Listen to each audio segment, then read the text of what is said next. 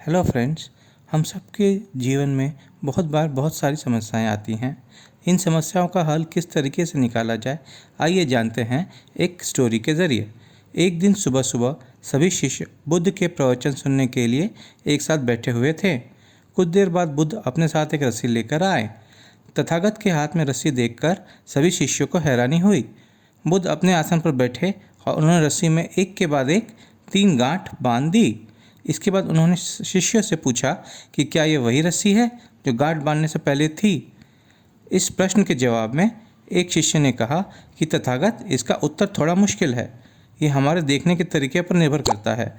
एक तरह से तो रस्सी वही है, इसमें कोई बदलाव नहीं है। एक अन्य शिष्य ने कहा कि अब इसमें 3 गांठें लगी हुई हैं जो कि पहले रस्सी में नहीं थीं। इसे बदला हुआ भी कह सकते हैं। कुछ शिष्यों ने कहा कि वास्तव में मूल रूप से रस्सी वही है, लेकिन बदली हुई दिख रही है, लेकिन इसका मूल स्वरूप बदला नहीं है। शिष्यों की बात सुनकर बुद्ध ने कहा कि आप सभी सही बोल रहे हैं, अब मैं इन गांठों को खोल देता हूँ। ये बोलकर बुद्ध रस्सी के दोनों सिरों को खींचने लगे। बुद्ध ने पूछा कि क्या इस प्रकार रस्सी की गांठें खुल जाएंगी।